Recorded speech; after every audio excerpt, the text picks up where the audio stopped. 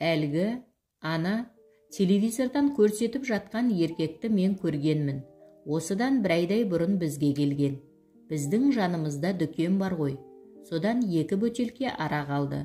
Анадай жерде бір жігіт күтіп тұрды. 2 бөтелке арақ алғанын қайдан білдіңіз? Бір жігіт дегеніңіз кім? Шырағым, осы сен маған сенбей отырған сияқтысың ғой. Дүкен біздің заправка конторының ішінде емес пе? Менен 3 метрдей жерде тұрып арақ алды 2 бөтелке. Сосын оны рюкзак па, әйтеуір соған ұқсас қара сөмкесіне салып, иығына асынды да шығып кетті. Сол кезде ыстықта мына қасқа анарақты ішсе өледі ғой деп ойладым. Біздің терезе үлкен, содан қарап тұрғанмын. Әлгі анадай жерде тұрған жастау жігітке барып қосылды. Олардың қайда кеткенін білмедіңіз бе? Қайда кетуші еді?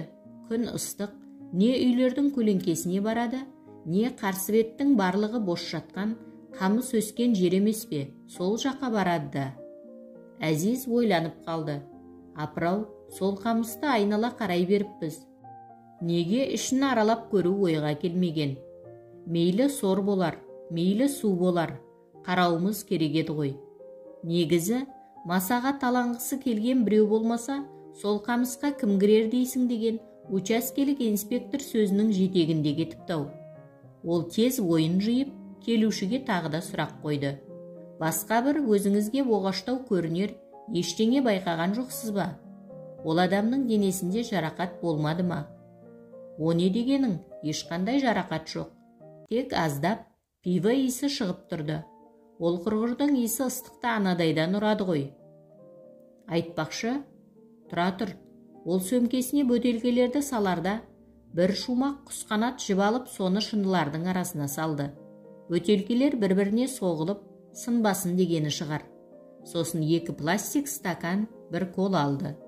Куәгер кетісімен тергеуші ойын қорыта бастады. Демек, ана алғашқы дүкендегілердің де бұған қатысы болмады.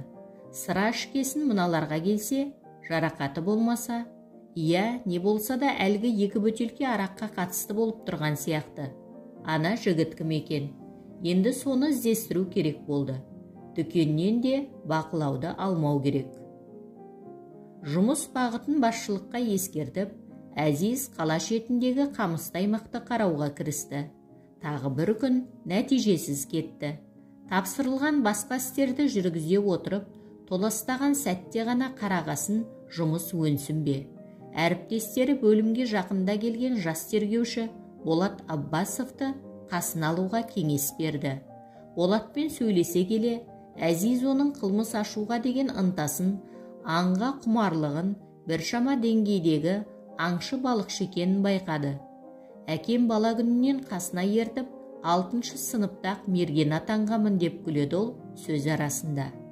Ертеңіне түске дейін басқа істермен айналысып, Әзиз түстен кейін Болатты ерте қала шетіндегі қамысты аймаққа барды.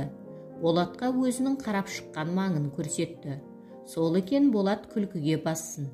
Оу, не болды? Ту, Әзеке, ол түстің қамыстары көлеңке болып қарық болмайтын аласа ғой. Босқа әуре болғансыздар. Егер адамға көлеңкелі жер керек болса, анау тұсқа барады, қалыңға қарай. Әзиз өз олқылығын түсініп, жас әріптесіне сенікі жөн болады. Не дегенмен охотниктің аты охотник. Ал, онда енді баста жолға, деді. Болат алда, бұл соңында қалың қамысты жарып келеді. Болатау, дұрыс келеміз бе? Әрине, жолдас капитан. Адамдар салған жалғыз аяқ жолмен келеміз. Сәлден соң жағымсыз, күлімсі иіс сезіле бастады. Алдыңғы жақтан қара құрым боп көк шыбын ұшты. Бұлар аздан соң бір мәйітке тап болды. Бұлар шақырған оперативті топ сол маңды толық қарап, бейнетаспа, фотоаппараттарын іске қосты. Сол топ қызметкерлері әкелген медициналық маска мен резеңке қолғапты киген бұлар да іске кірісті. Әзизді, мына мәйіт кімдікі екен? Біреу өлтіріп кеткен бе? Әлде өзі ажалынан қайтыс болды ма екен? Мүмкін жақсыбай емес шығар. Егер ол болса туысқандары тани ала ма деген сұрақтар мазалауда. Айнала қамыс өсіп кеткен. биіктігі шамамен 3-4 метрдей, қамыс аумағы шамамен 20 шаршы метрдей, ортасында сулы соры бар, ол тұс ойыла түсіп сай болып қалған екен. Ортасына түскен уақытта көше түгілі айналада көрінбей қалды. Тек төбеңде ашық аспан ғана, айнала қоршаған ну қамыс. Сор шетінде мәйіт етпетінен жатыр екен.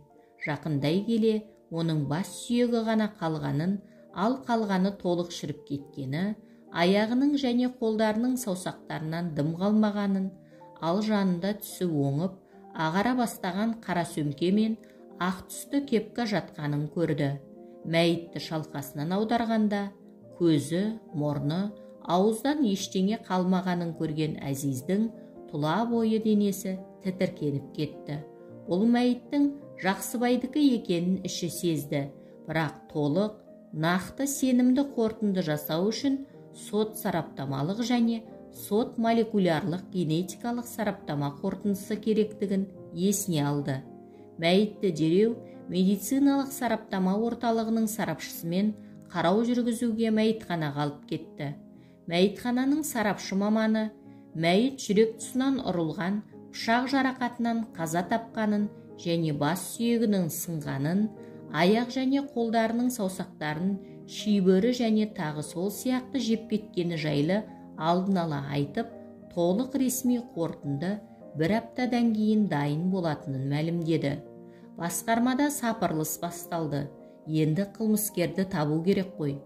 Дереу тергеу тобы құрылып, оның жетекшісі болып Әзиз тағайындалды. Топқа жедел тергеу тобындағы Болат та енді. Мәйіттің киімдері дәл Жақсыбайдың үстіне киген киіміндей және сөмкесін қарау барысында қашау, сүргі және кішкене балға табылды. Бұл мәйіттің Жақсыбайдікі екені нақтыланды, бірақ оның ұялы телефоны табылмады. Әзиздің ойынан жанармай құю қызметкерінің айтқан құсқанат жібі де кетер емес, ол да жоқ. Криминалистерден ешқандай саусақ ізін таппағаны жайлы қорытынды келді. Келесі күні Әзиз бен Болат мәйіт табылған орынға барып, қайталай тексеру жүргізді. Капитан мырза, бұл жермен дені дұрыс адам жүрмейтіні анық. Бос жатқан жер болғандықтан маскүнемдер мен бұзақылар осы жерге жиналатын секілді. Ал мәйіт жатқан тұсқа ешкім бармаған, бәрі айналып өтіп жатыр. Бұндай тоғандар біздің аулымызда да көп. Әкем екеуміз аңшылыққа шығып, осындай қопаларға қақпан құрып, аңның ізіне түсетінбіз. Мынаны қараңыз, мына жерден 2 жол түсіпті.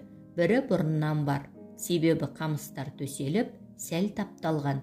Ал мына жерде қамысты сындырып біреу әдейі жол салған секілді, және мұнымен біреу бір-ақ рет жүрген. Әзиз жас әріптесінің аңғарымпаздығына тәнті болды. Шынымен-ақ көне жол тұрғанда жаңа жол салу кімге керек? Бәлкім қылмыскер із қалдырмас үшін осылай қашты екен. Болаттың бастауымен бұлар сол жаңа жолмен жүрді. Табылған жолмен жүріп келіп, сайдан көтерілгенде капитан қала шетіндегі өздеріне мәлім дүкен мен жанармай құю бекетінің тура қарсы бетіндегі асфальт жолға тап болды. Иә, бұл үлкен күре жол еді. Қалааралық автобустар осы маңға тоқтайтын. Сондықтан бұл жерді таксистер тұраққа айналдырған болатын. Дүкенмен арақашықтық 3 шақырымдай болар деп шамалады тергеуші. Анадайда тұрған 2-3 такси көрінді. Шамасы автобустарды күтіп тұр. Екеуі таксистерден қылмыс жайлы естігендерін сұрай бастады. Әзиз бұл әрекетіне де толық сене алмай тұр. Өйткені бұл жерге таксистер көп аялдамайды, тек автобустар өтетін шамада ғана келіп кетеді. Сол ой қамшы болды да, Әзиз таксистермен шаруаны Болатқа тапсырып, өзі басқармаға қайтты. Кіре берісте оны жауапты кезекші тоқтатып, сіздің тапсырмаңыз бойынша ұялы телефон табылды. Бір әйел ұстап жүр екен, оны қазір сізге алып келе жатыр, деді. Келсе маған жіберерсің. 15 минуттан соң жедел уәкіл ұзынша, әдеміше, қара торы 30-ға жете қоймаған әйелді кабинетке кіргізді. Жауап алу басталып кетті. Аты жөніңіз, қайда тұрасыз? Айғаным Шәрментаева, тұратын жерім Қазанғап көшесіндегі 7-ші үй. Ұялы телефонды қайдан алдыңыз? Сатып алдым өз ақшама. Кім сатты және қашан сатып алдыңыз? Ұялы телефонды Зәкір деген жігіттен сатып алдым. Ол жігітті танисыз ба? Адресін білесіз бе? Жоқ, таныс емеспін. Бұрын бір рет көргенмін. Қайда тұратынын білмеймін. Өзімнің де телефоным бар еді. Бірақ мынау арзандау екен.